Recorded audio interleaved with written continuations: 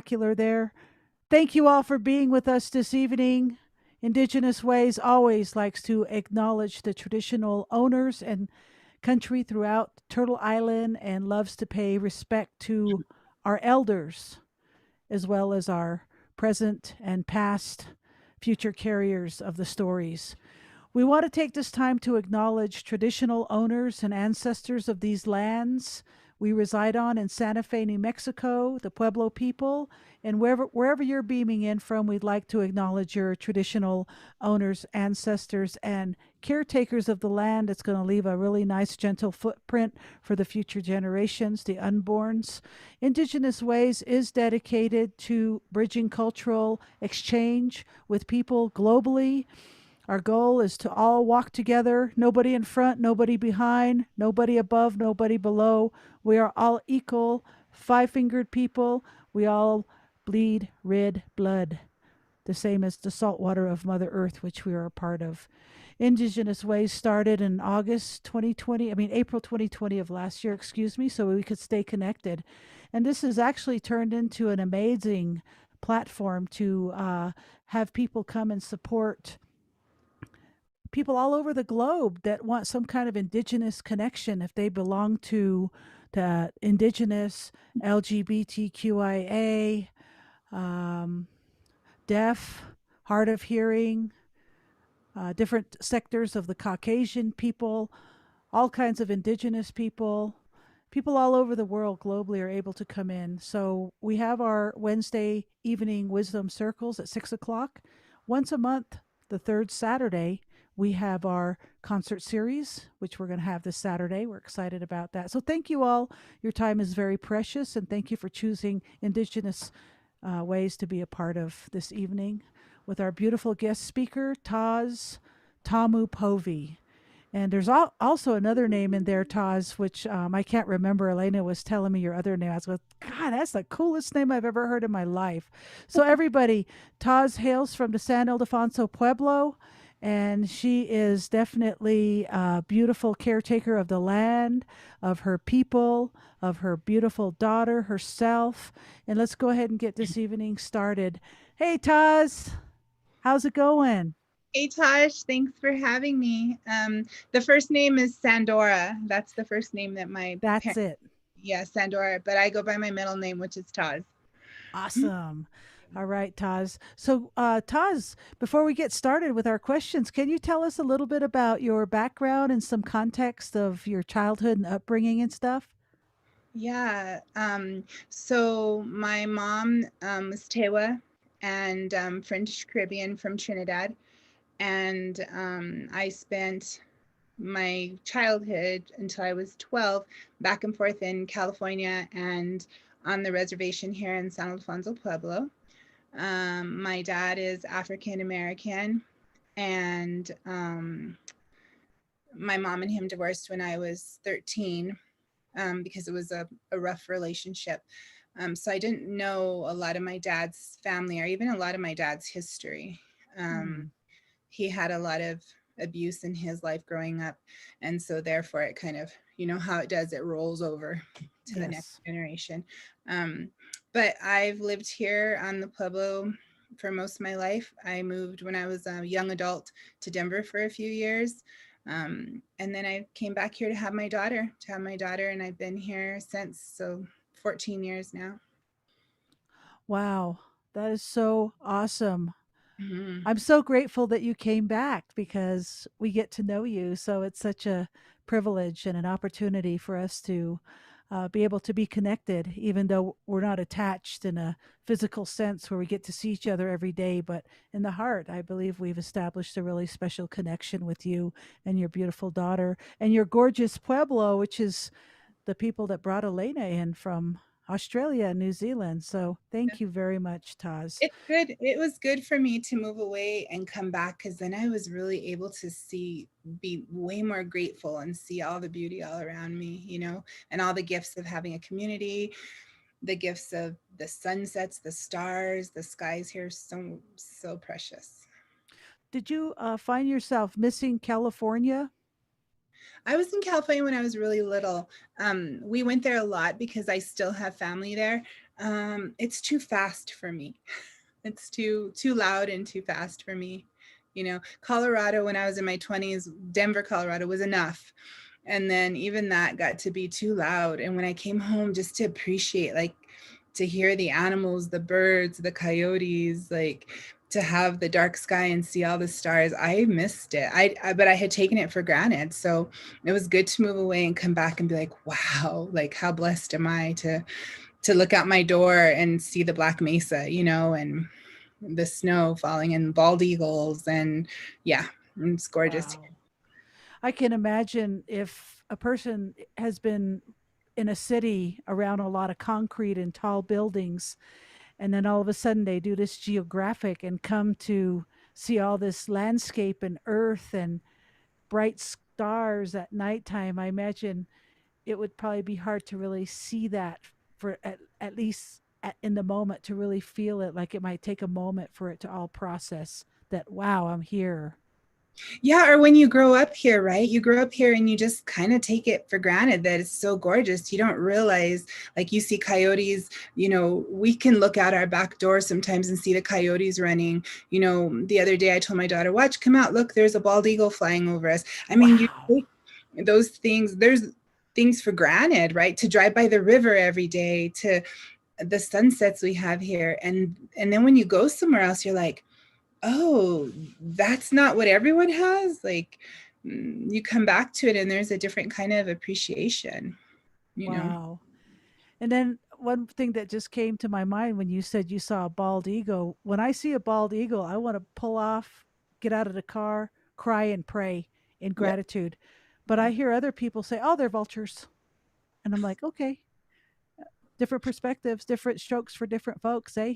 I'm always happy to see them. I'm always happy to see them flying around. I'm always happy that they have survived, that they survived their genocide, right? And that now they're flourishing, and there's so many of them. I'm grateful for that. That is so awesome.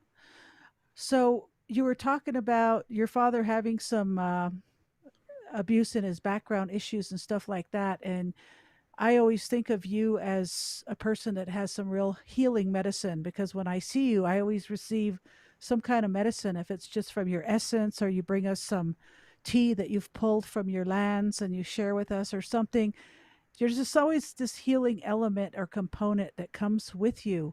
Can you talk to me about what your healing journey looks like and how did it start and why did it start?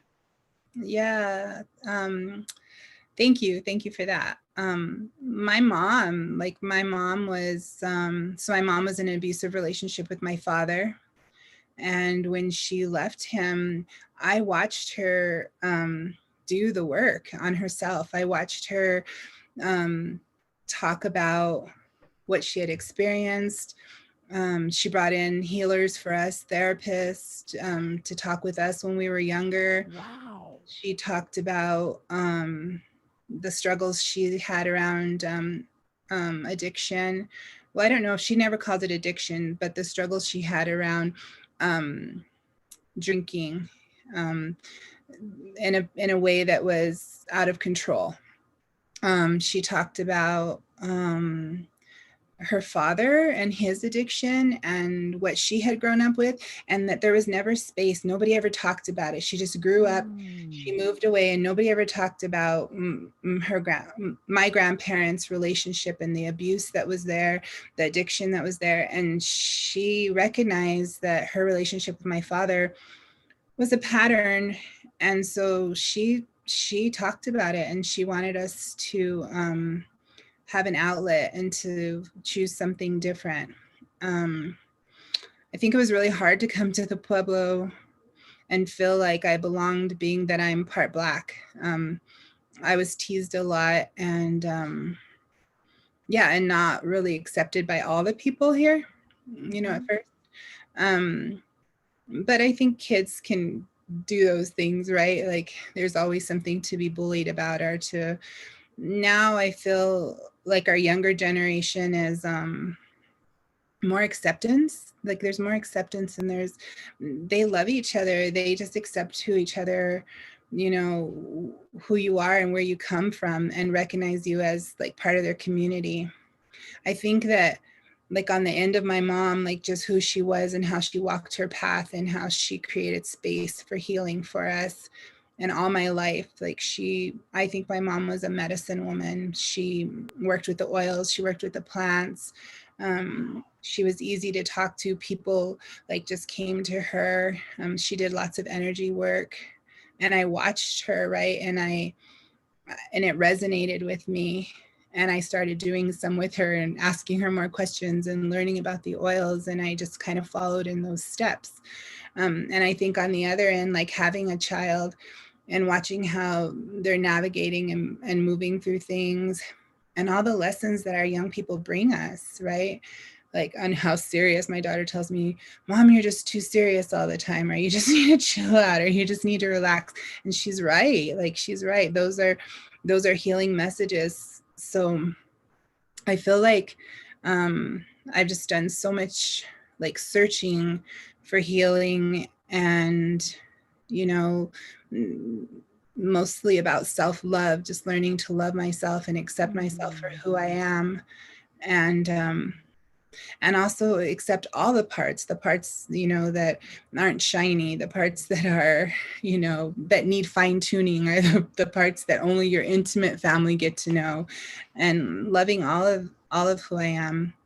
And like 5 years ago, I got to take a class with Dr. Ruby Gibson and learn about somatic archaeology. Um, it's generational healing, lineage healing, and I feel like that was the deepest work that I've ever done, that I started to realize that I had never fully accepted the part of me that was Black. You know, I had never really embraced that in a positive way. And maybe it's because society, the way that I had seen Black people portrayed, maybe it was because of my dad and who he was. But for the first time, I was like, this is who I am. And with it comes beauty. And there's a lineage of strength and power and joy, and it should be celebrated, you know? So I feel like that was huge healing for me. And I feel like every day, right? Every day I'm still healing. Every day there's still work to be done. As long as I'm here walking on this earth, there's still healing to be done in myself. Beautiful, Taz. So, how has your indigeneity and your being of Black African heritage affected or influenced your healing process, journey, and medicine? Is there some way they correlate? Because obviously, they're both very, very powerful cultures that you come from. I mean, oh my God, it's just like, wow, super, super. Like, is there do you feel like something in the genetics mixing the Pueblo and the it's just amazing that you have those two blends. To me, I'm just like, wow.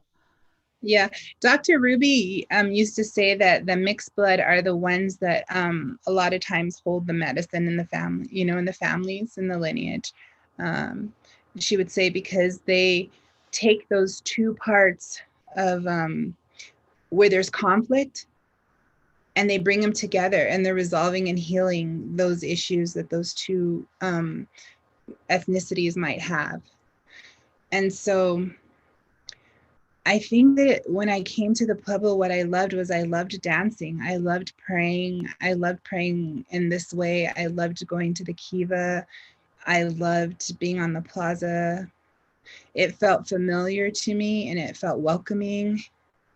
And in the kiva, I never felt bullied. I felt like I belonged there, that was the place for me.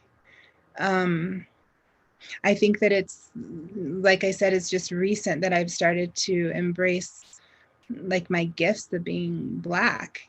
But I Mm. also look at both cultures and recognize the huge amount of colonization and oppression among those two groups, those two ethnicities, and also the strengths and the voyeurism and the power and the to survive and to thrive. And I'm proud to be both, you know. I'm proud to walk in this body that I've been given, and I'm proud to do the work for my community, working with both Black and Indigenous people. Well, I don't want to say anything out of context, but I consider you to be a very powerful healing person, and the vehicle that you present, that you encapsulate in your body, gives me this feeling like I can trust. I can trust the process because I can trust you, even without even knowing you. It's just a feeling that I get from people, and I think you have that. So, do you feel like, Thank you. because you're such a powerful healer, even though you're, in the Indian world we're not supposed to say that, but did you have to heal yourself before you could become that? Did you have to do like a lot of work on yourself before you could be that for other people, so they could experience their own medicine? Um, I think that we all have gifts of teaching and healing that we give to one another, whether we intentionally do it or not. Um, I think when we decide to walk in the steps to facilitate healing, then yes, there's work that you begin to do on yourself. That when you take those steps, then things are shown to you, um, that you can't deny anymore, that you have to clear, that you have to change your lifestyle. I think that when I was younger, I used to drink so much alcohol and be around and just party and have a good time. And I wasn't an alcoholic, but at times I feel like I overdrank, that I drank too much. And as I started walking this path, I recognized that I can't do that work and drink like that. You know, the two of them just don't work together. And part of being a healer is how we care for the vessel that we're in, right? So that's a tricky question because I also feel like I'm always healing. There's still stuff I can look at myself and recognize that there's patterns in me that I'm still working to change and shift and move. And yet, do I feel like I can sit with someone and hold space and facilitate with them their healing process? Yes. I think that the trick is to know that we are healing ourselves, and we are walking in this way, and also we can still help others to heal, you know. I love the fact that people go and learn and get educated and read, read, read, read. I think reading is so good because it develops serious critical thinking. But on the same token, I also think that the school of hard knocks is even more, how do I say, more valuable, because to be able to understand where your clients are coming from, particularly in a Native American context, and have been able to say, I've had one drink too many myself, and have that kind of compassionate empathy on top of the training and the book smart stuff. I think that's a nice way. So I think qualifiers might be really an asset to really be effective, not just super academic. Yeah, and also too, what you're saying is like to understand like our communities, right? To understand like um, how alcohol and substances have played a part in our lives and in our communities, and also too to understand how racism has played a part in our lives, and how boarding schools and also to understand the strengths of our dancing and how our culture has played such a huge part in our life, right? Our prayers and our ancestors having those strengths and those gifts. Yes, yes. I always like to say, when I hear people talk about generational trauma, for a long time I heard about generational trauma.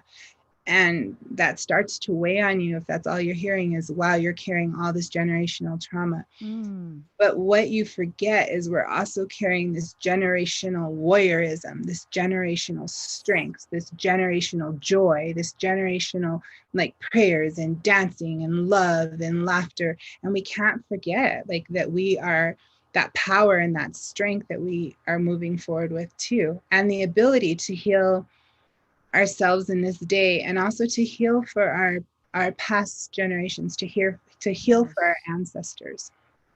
Yes, absolutely. So, can you talk a little about you mentioned somatic archaeology? That sounds really intense. Can you tell me a little bit more about that?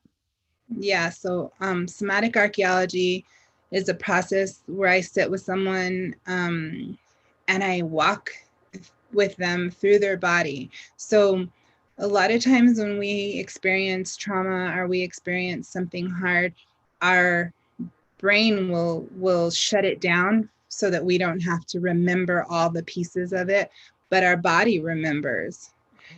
And our body and epigenetics has proved that our body also holds genetic memory. So if we hold genetic memory, it means that we have access to some things that our mothers experienced and our grandmothers experienced and our great grandmothers experienced, and so on and so on and so on. So somatic archaeology is finding places in your body that are calling to you, or where trauma lives, or where there's a message stored that needs to be erupted so that it can move out your system, so it can be healed for you and for your future generations and for the past, for your past lineage. It's really powerful. It's an amazing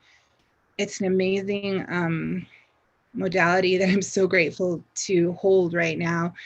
um, I have seen people who have had a certain weird health issue that they've been battling with for years and going to doctors and getting treatment, and then sit with them and only to like have it stir up that there's this emotional and there's this lineage and this pattern in their family where it started, and be able to give it what it needs to release it, and then it's gone. Wow. That's It's amazing. it's amazing. It's amazing work.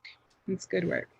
Well, great. And what's different about that healing compared to others? For me as a facilitator of healing, what I love about it is that I don't have to I don't take it on. I When someone's going through that process, I'm not picking it up. What I love for in receiving that healing is that you do one or two sessions of the somatic work can clear something that could take you years through other kinds of therapy. You dive in really, really deep, and it's hard. There's nothing easy about it. It's going to be the hardest. You're going to be in the muck of it. You're going to, it's grungy, it's ugly, and it's painful. But then in the whole process, you go to that place where it's that dark and that painful, and you move out of it, and you actually get to heal it in that moment. And Mm. immediately afterwards, you feel lighter. You feel better. You feel like you released something. So you actually, instead of like sometimes when I've gone to talk therapy, and I'm not discounting talk therapy, I still have a talk therapist and I appreciate her so much. But when you go to talk therapy, sometimes you talk about something, you stir it up, and then you leave there, and it's a little bit like in your mind and in your head, and it's still like you're still like concentrated on it. In somatic work, you go in, it's really hard and intense. You get to resource it and resolve it, give it what it needs, and then you feel better. You leave actually feeling lighter and feeling better, even though you went so deep and so hard. It does Wow. take time to integrate, and it sometimes feels tender. You sometimes feel tender afterwards, which, Interesting. yeah. I love what you said when you said you give it what it needs. The it comes to mind. So it's a living entity spirit inside that needs freedom. Yes, yes, Wow, that's deep. yes. So well, oh, I got one question I want to ask you. How did you learn about this? Um, so actually, I had a really, really hard year. And I just was praying about like, how do I move through all of this? There's so much that I'm still working on, and I need something. And a friend of mine sent me this link that said Dr. Ruby Gibson from Freedom Lodge is teaching her somatic archaeology course, and is accepting applications for and it's free to any indigenous community healers, social workers, therapists. And the application was due the very next day. So I got it and the application was due. And it was like an extensive application because it's a master's program. And so I was like, well, that sounds great, but forget it. There's no way I'm gonna get my application in by the next day. So the next day I called, and it was just on my mind all night long. I was thinking about it. And the next day I called and they said, just get your application in, just take what time it needs to and just get it in, that we're going to extend it for a couple of weeks. So just get your application in.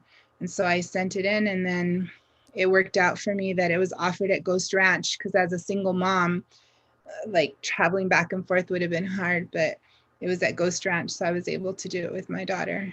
Like, Wow. and That then is go to such South Dakota too. Then I was able to go to South Dakota.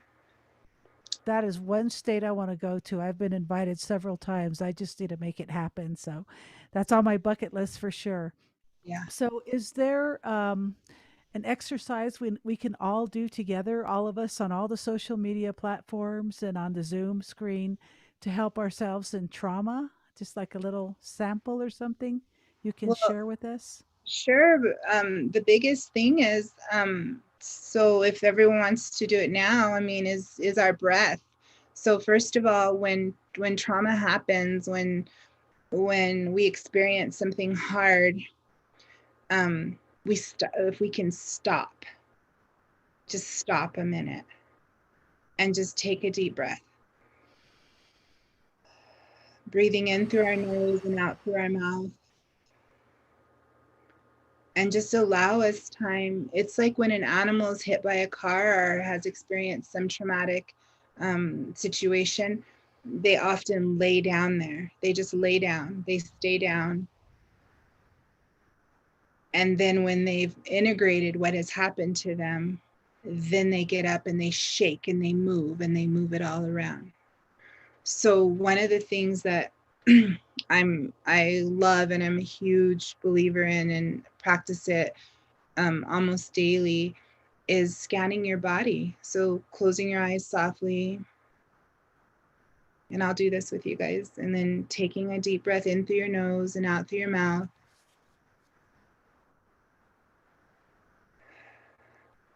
And just allowing your breath to move from your feet all the way up your body. I like to do one side first and then the other side. But you can do it all together, and just allow your breath to move up and down your body and notice what you feel. Notice if there's sensations in your body, if there's tension. Notice if there's places that are cooler or hotter. Notice places that you can't even get a sense of, that they feel far away. Notice if parts of you feel heavy. And notice when you bring your breath through your body, if there's places that it feels like your breath gets stuck. And then once you notice those places, allow your breath to concentrate in that one area. So if it was your stomach, imagine that your stomach had its own mouth. And you could breathe into your stomach and out from your stomach. And then ask your stomach, what does it need?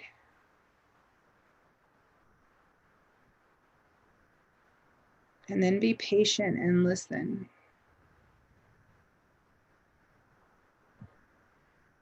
Maybe it's to slow down. Maybe it's the breath in of itself, to breathe deeper into all the parts of our body.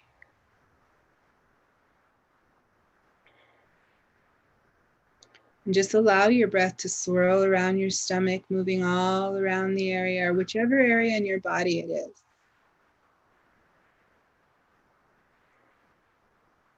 And just notice if it starts to loosen, if it starts to let go, if it starts to tell a story. If you notice, if something pops into your mind, or a person pops into your mind, or a certain time popped into your mind, or if you sense something, or if you notice that part of your body and you start to get mad or angry, feel anger, or you start to get sad, then allow your body to have that. Allow your body to feel that.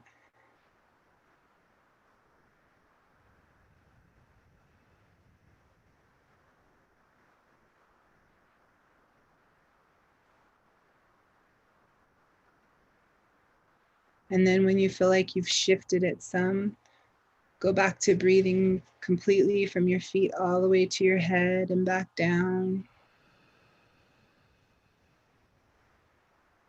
Always remember to thank your body for speaking to you, for the work it does, for sustaining you.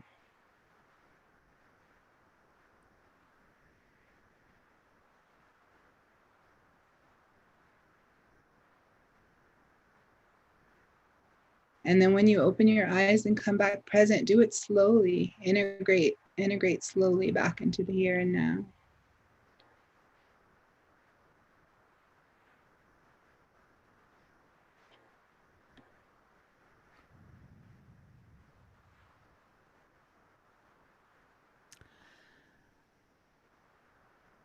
So that's a little taste, like a beginning, a little taste, you know. Yeah, thank you very much. Got tears in my eyes, and I love the fact that you gave me permission to be mad. I've never heard that before. It's always like, don't be mad, don't be mad. It's like, wow, well, there is some anger stored up in there somewhere. So thank you. I'll practice some more of those breathing exercises. And so finally, Taz, our theme, as you know, is thriving in purpose. What is your definition of thriving in purpose now, considering since last April to now what's happened to ourselves, to our communities, to our families, to our nation, and to our world? Where are you at with all this thriving in purpose? Yeah. Wow, that's a good question. Um, I think, yeah, it's given us um, a lot to reimagine, right? And to realize that we are here to care for one another, that we are here to look after one another, that we are each other's responsibility, and that all these losses of these souls moving on, that it affects all of us, that we're vibrational people. And all the mourning that people are doing for their loved ones' loss, that we are all carrying part of that, and that we need to carry part of that, so that our brothers and sisters who are grieving the loss of their loved ones can stay strong enough to care for themselves. I think the other part is that thriving in purpose is taking good care of ourselves, taking good care of our bodies as well, eating good foods, moving, sitting still, meditating, exercising, all the things. Like it's about loving ourselves truly, deeply, and not having to be perfect, like just loving ourselves just the way we are, and tending to ourselves in a good way, so that we can be healthy to go out and do our work, to live our magic and to live our purpose. I think now more than ever, there are people who need us to be strong, who need to have, facilitators of healing to lean on or to call upon. And I think it also is reimagining the way that we do the work, right? I mean, I did this work, somatic work is a very one-on-one in person. So getting comfortable and starting to look and listen intuitively in a different way while watching someone mm, on a screen, right? But to find ways to still do our work, find ways to still, like you guys, you and Elena, you had to reimagine, how do we touch everyone, how do we reach out, how do we stay connected, right? And you guys Right. found a beautiful way to help people who are lonely or who are by themselves, or it's just, we've got to be creative, and we still have to find the ways to care for one another while taking care of ourselves. Beautiful. I just came up with this beautiful idea when I asked you that question. Fun work in progress. So thank you so much, Taz. That's so awesome. My heart is filled, and I hope everybody else is this evening. So I just want to do a quick announcement. We have our concert series this coming Saturday at 3 o'clock Mountain Standard Time. We have Gina Breedlove.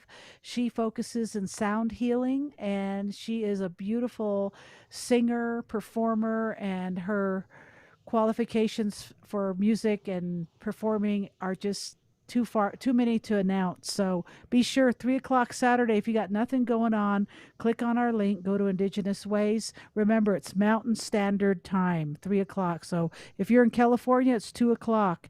If you're in Wisconsin, it's 4 o'clock, and if you're in New York, it's 5 o'clock. Anyways, that's silly.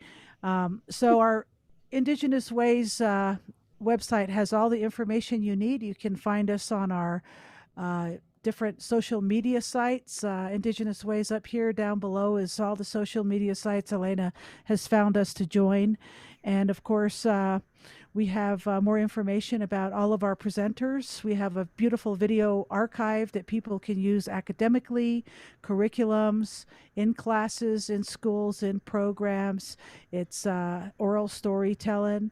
And so definitely check it all out. We've had over 70 presenters since we've started hosting this platform, and we'd love for you to share this recorded video with everyone you know, which will be available in the next 48 hours, and it will be permanently archived in our collection.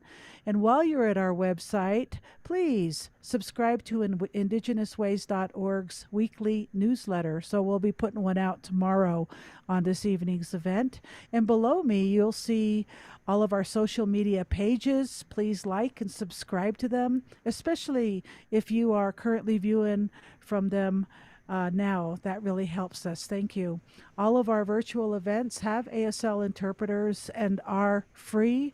And because of that, we'd like to thank our sponsors: Native American Advised Fund, Santa Fe Community Foundation, Westaff, New Mexico Arts, and aside from that, we want to thank all of our Indigenous Ways board members and individual donors.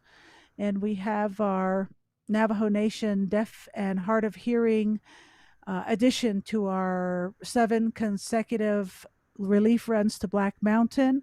We saw a need, and we were shocked to find out that 95% thereabout of the Navajos and deaf and hard of hearing indigenous folks have been missing out on these relief drop offs from the tribal members to chapter houses. And we found this out, and we said, you know what, we got this platform, and let's add some community members that are stuck out in the reservation beautiful lands that are without communication. So we've been able to get some beautiful liaisons, Navajo Deaf, on the reservation. And we have our presenter last week, Eve Wiggins, who wants to be a supporter and support our movements with the Navajo and all indigenous deaf on reservations. So she wants to get involved as well.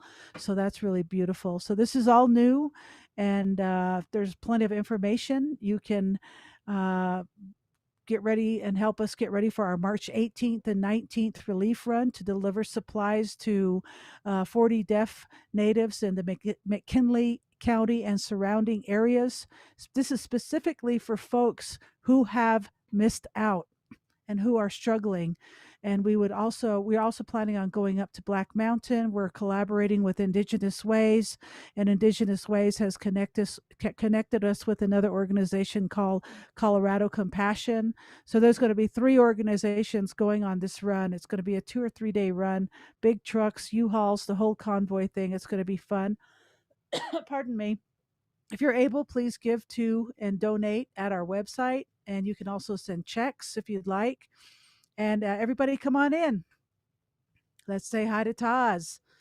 Um, Janie Immerman says it's almost like you're in a cocoon and you blossom into a butterfly. It's in your DNA, it's in our DNA, but how do we unlock it? This is our sister from New York City. How does it different from Reiki? And how do we connect with you for healings? This is for you, Taz. This is to Janie in New York. Thank you, Janie. Yeah, the cocoon, and you are all that magic even before you turn into the butterfly. You are magic the whole way through. So I just want to say that first.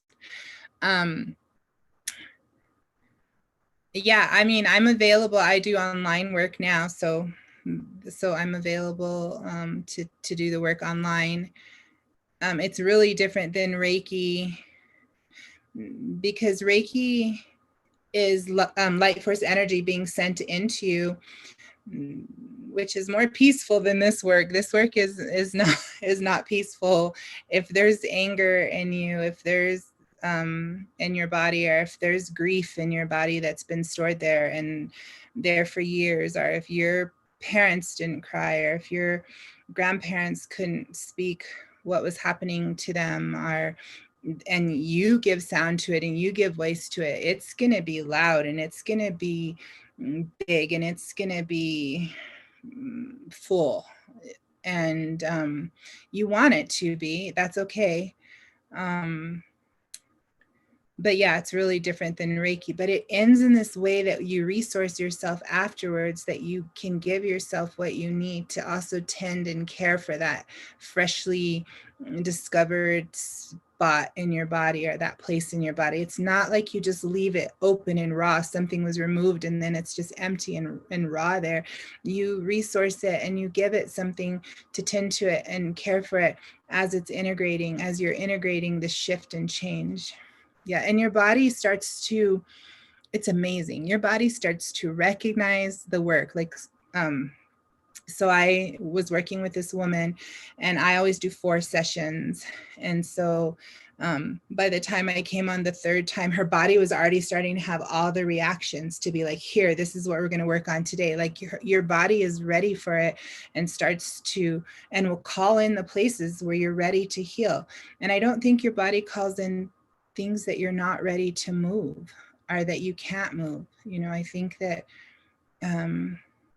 yeah, I think that your body knows. And when you work in this beautiful, harmonious way with your body, heart, mind, spirit, and soul. Beautiful. Mm-hmm. Thank you so much for that question, Janie. And we have in the chat box from Dusty, will your contact info be in our newsletter email archive? Or can I add it to the newsletter tomorrow so that people can access you, Taz? Sure. Yeah, you can add my email, and that'd be great. And my Facebook page too. I'm working on a website, but it's not done yet. We will definitely do that, Taz. And then also another question from Suzanne Kohler says, is it Dr. Ruby Gibson who does the somatic archaeology? Question for Taz. Yeah, so Dr. Ruby Gibson's my teacher, and she's the one who created, with the help of her ancestors. She has this really beautiful story on how the teachings came to her, but she's the one who's teaching people now. She has an organization, it's called Freedom Lodge. And so you can Google it or look it up that way. She's still training more practitioners, and it's her dream and her goal that this becomes so prevalent that it's in the schools and in the judicial system, and Wow. that it's something that we can offer all people with struggling with addiction, with domestic violence, so that we can heal the deepest places in us, so that we're not still tied to these pains and these stories. Beautiful. Thank you very much, Dusty and Suzanne, for your questions. And I'm going to go ahead and open it up to the Zoom screen. But before we disconnect tonight, I want us to sing happy birthday to our friend Arletta from Lukachukai. And we can follow our interpreter signing it for her. But let's wait. Let's get you guys asking your questions first, and then we'll do a birthday song for our beautiful friend Arletta from Lukachukai. Wait, miss, hold on. Okay, questions.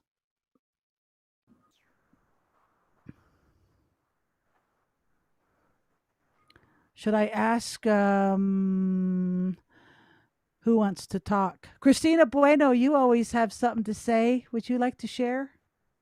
CB on the chest from New York.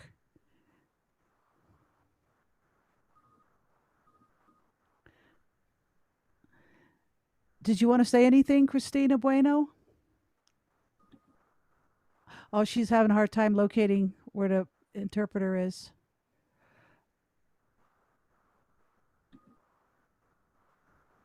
Oh, Chris, we can't hear you. The interpreter's off to the side, and I didn't really see what you said. I'm sorry. Do you mind repeating that? By the time I saw that you were speaking to me, I found the interpreter. Okay, this is me. This is me, Tasha's voice. Christina Bueno, you always have beautiful things to say. Would you like to share something? Go for it. Yes, about the presentation today? Yes.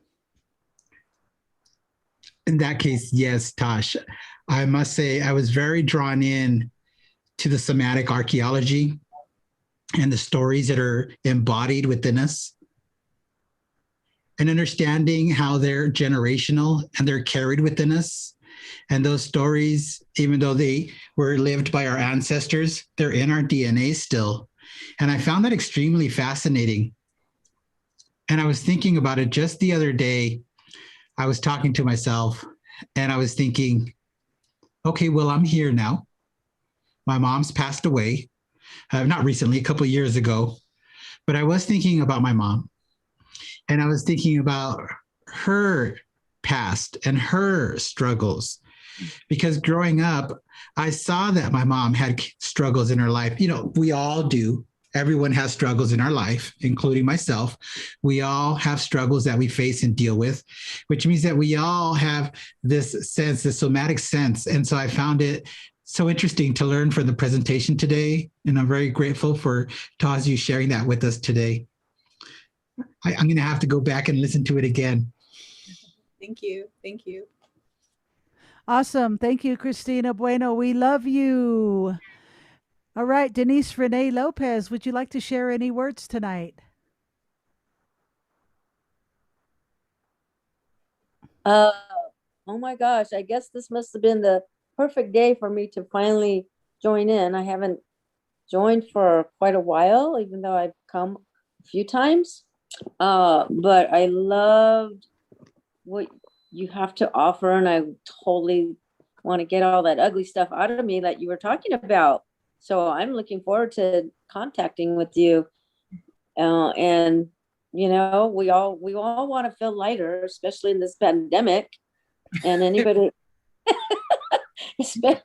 and some of the ugly stuff did come out, and I didn't know where to put it. And so I'm thinking, oh, I was meant to be here today. That's all I have to say. Yeah, and I look forward to more communication with you. You're awesome. Thank you. Thank you. Thank you so much, Denise. It's good to see you. Thanks for being here. And sorry about that, Taz. Go ahead. I'm sorry. And I just want to say, like, if stuff came up for you, just use your breath. Just move it into the air. Just move it in. Tell your body, if you're going to do work with me, then tell your body, we'll contact her, and your body will hear you and understand. But just move what's up. Move it out. Let it go. Release it. Yeah, and I have spoken to what, I forget the term you use, talking people or talking whatever.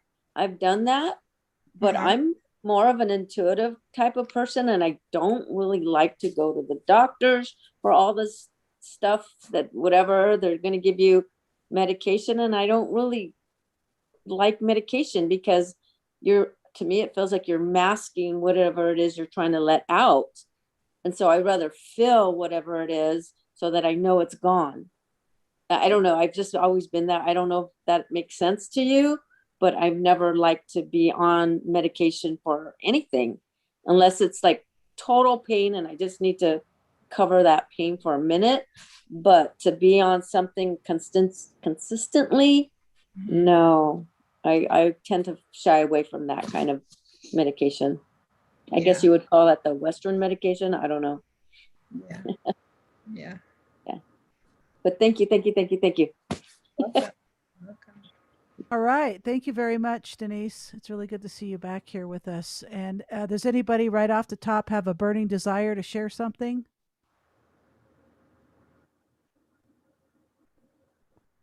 Hi, Michelle here, and also known as Missy. So Taz, I just really enjoyed what you had to share with us on the somatic healing and the generational trauma, and also sharing about the cultural, the cultural challenges that you faced growing up, which I experienced too, because I grew up on the Navajo Nation, and I'm Navajo, but I'm also half white. And so I found myself always sometimes feeling like I was singled out for that. And we come from a different generation, and like my daughter is even lighter than me, and I took her back home after she was born, and she really didn't get much of that at all, if anything, because I mean it's very different times. People are way more accepting of intercultural relationships and the children that come from that. So that's what's really beautiful about that. But growing up with that, it did leave me growing up with a lot of insecurity, even living on the reservation with the proving that I'm Navajo enough, and then getting off the reservation and worried that I would be discriminated against or my native side. And so it just kind of went both ways.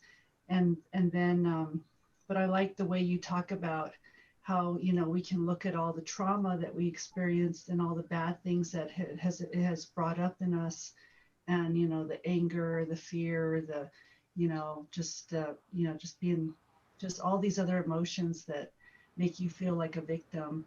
But then to take it on the other standpoint, that but I've got all these other things, all these strengths that I can draw from, and how do I use these strengths and make that the part of my life that I focus on, and not the part of that I've had to overcome, but the strength in me that enabled me to be able to overcome those things and become the person I am today.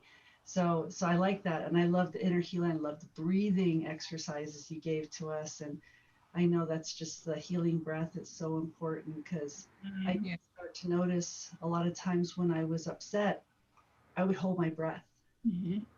and I wasn't ever conscious of that. But as I started to become conscious of that, and allow myself to breathe, I realized that I wouldn't be so anxious anymore. And but my body was just doing this fight or flight, and it was just like trying to shut down and protect itself, which was just actually causing me more anxiety. So yeah, thank you for sharing all of that. I really enjoyed your presentation. Thank you. Thank you, Michelle. Yeah. And our breath, what a tool. Like I try to remind myself at least once throughout the day, just to notice how I'm breathing, just to notice if I'm breathing shallow or if I want to adjust it and breathe deeper. Right. So our breath is such a tool. But thank you, Michelle, for sharing that. And yes, you have all those generational warriorisms too. Thank you, Missy. Real quickly, I just want to acknowledge Susan Kohler, who says, "So beautiful. Thank you. This is exactly what I've been looking for. I'm a regular archaeologist researching the native part of my family, and that history is so covered up by trauma and denial in my living family members. I don't know how else to go about it."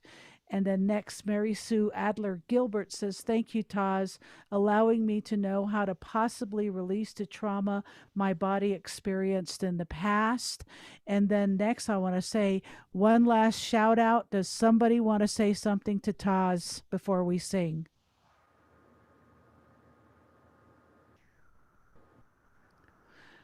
All right, go for it, Christina Bueno.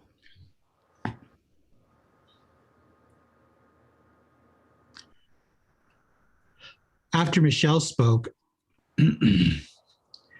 Michelle, you just mentioned those people, or in the past, people considering you a half breed. And I remember that that's happened to me in the past as well, being considered a half breed.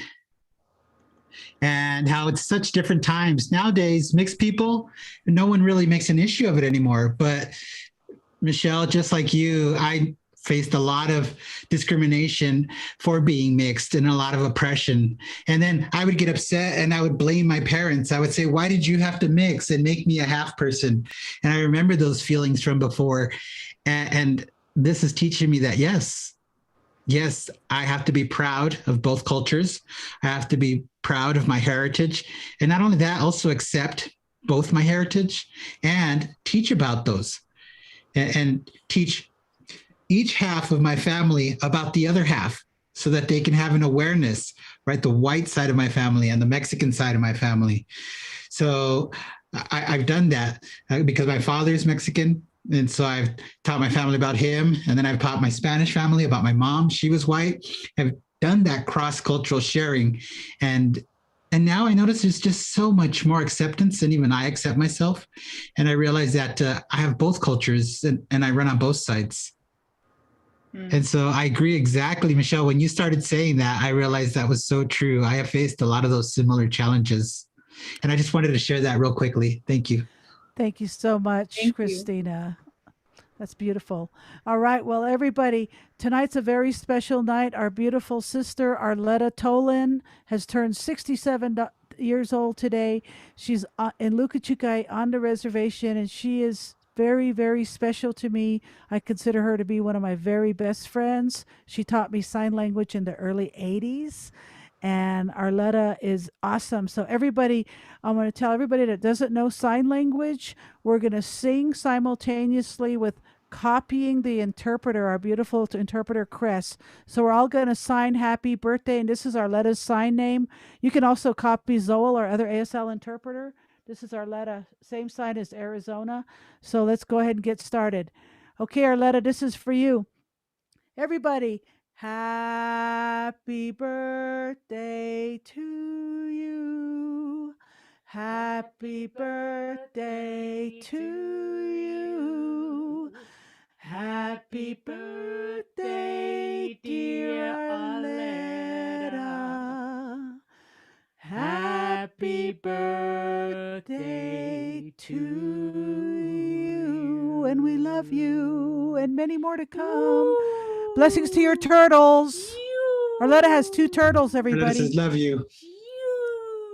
All right, you guys, we are almost at the top of the hour. We love you, Arletta. Thank you all who Thank you, joined and us love in from Arletta. Zoom, all in social media, all watching in this recording in the future as you will. And as always, to all of our beautiful, not all of them, but we have Zoel and Cress, our ASL interpreters. Thank you very much. We love you very much. And most of all, let's give it up for Taz! Woo! Power woman. Thank you. Thank you. Mom and Harry, we love you. Mom and Harry, we love you. Thanks for being here. My mom's here. Everyone be safe Take and care. well, and we'll see you on Saturday for Gina Yes. Breedlove. Good music. Woo-hoo-hoo-hoo. Love, love, love, love, love, love, love, love, love, love, love.